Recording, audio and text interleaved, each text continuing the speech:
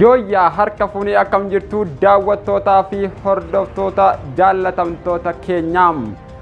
oduudhaas qabannee isinii dhiyaanne waan isin taate agartan ittiin kokkofaltan inumaa nyaataa dhiiftan barcaallee dabalatee hin qamaane utuma nutti kafaltaniitiin jedha eeysaa istuudiyoo Nasruutii fi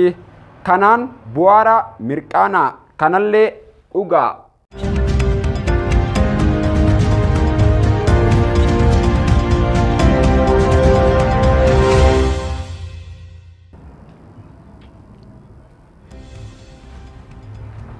Ashamma harka fuunee akkam jirtu daawwattootaa fi hordoftoota jaallatamtoota keenyaam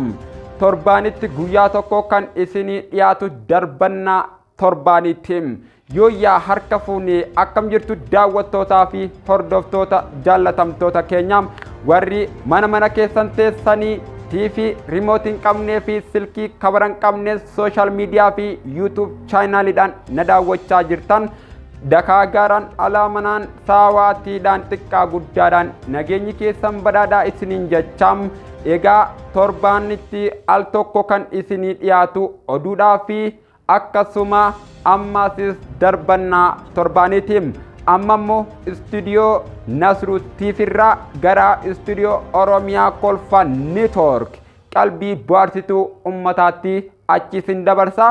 akkanatti istuudiyoo kana hin dabarsu jechaadha. Egaa sagalee kanaatu nafannaafatee istuudiyoo Nasruutiifirraa bishaan dhugeetiin gara istuudiyoo Oromiyaa Kolfa Networkitti qophii darbannaa torbaanitti achiisin dabarsa isaanii wajjin isin tursiisaa bishaaniin dhuga daawwattoota hordoftoota keenyaam.